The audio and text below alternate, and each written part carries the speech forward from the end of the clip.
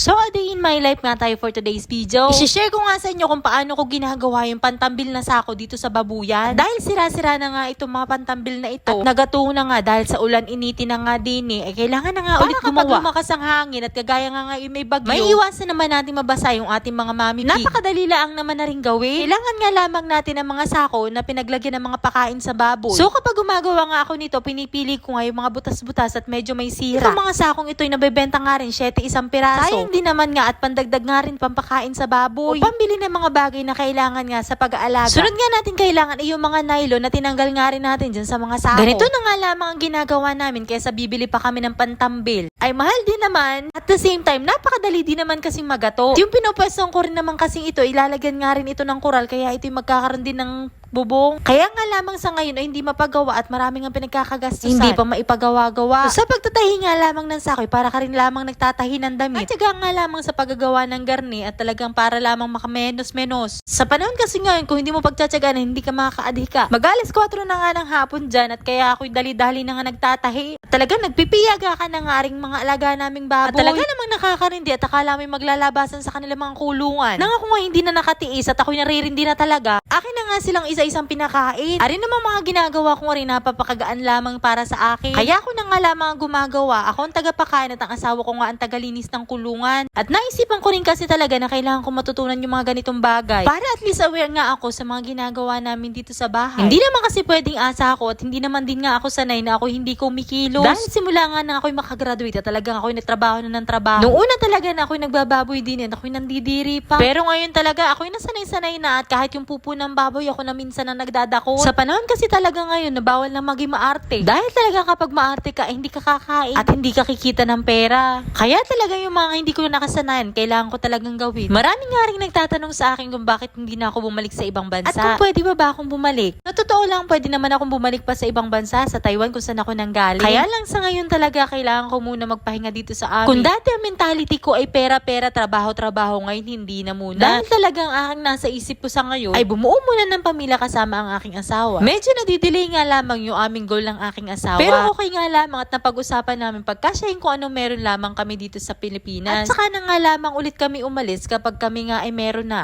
Kaya kahit mahirap ang buhay talaga ay kami nagtitiis din. Dahil kung ang lagi naming iisipin ay pera at trabaho, walang mangyayari sa aming dalawa. Kaya talaga nung kami umuwi dito sa Pilipinas, kami ngay namuhunan ng kaunti. At dun sa napuhunan namin ay hindi pa nga rin namin nababawi. Kaya talaga medyo tiis-tiis muna kami sa ngayon. At baka sa banda-banda riyan nga ay makaluwag-luwag naman. May mga nagsabi pa nga sa amin na kami nga daw ay napakatagal namin sa Taiwan at napakatagal naman din ang asawa ko sa Japan kaya kami maraming pera at hindi kami mauubusan. Pero sa palagay nyo ba sa taas ng bilihin ngayon, sa taas ng gastusin ngayon dito sa Pilipinas, hindi ba nauubos ang pera? Same time nung kami na may nasa ibang bansa, meron talaga kaming pinaglaan at may binili kami mga bagay na panghabang buhay na nga namin pag-aari. At the same time, 1 year mahigit na nga kami dito sa Pilipinas. At dun sa 1 year mahigit na yun ay puro talaga palabas, walang papasok. Kaya talaga masasabi ko ang hirap-hirap ng buhay dito sa Pilipinas. Kaya lang talaga, meron talaga kaming goal. Ay, hindi na pwedeng ipagpaliban pa, kaya kailangan lamang namin magtiis. At kasama nga sa pagtitiis na yun ay pagtatahi ng sakong aray. Ay talaga namang ang struggle lamang din, inaamoy ko nga yung mga feeds. Ay talaga nakakahatching pag naaamoy. Pero syempre, kailangan natin tiisin para lamang makatipid. Habang ako'y nagtatahi nga na rin mga sakong aray, ang asawa ko na may busy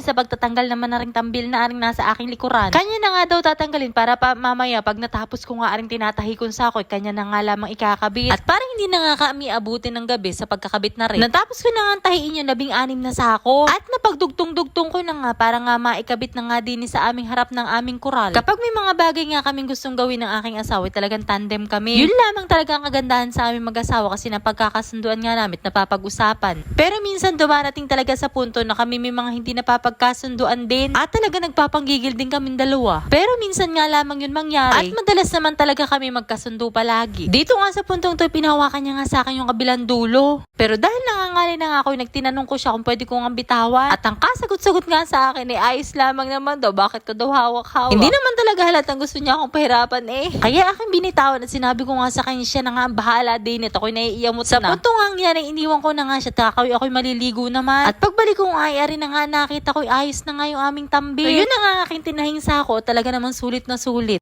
Ayos na ulit ang protection sa ulan ng aming mami pig. So yun nga lamang for today's video. Thank you for watching. Bye!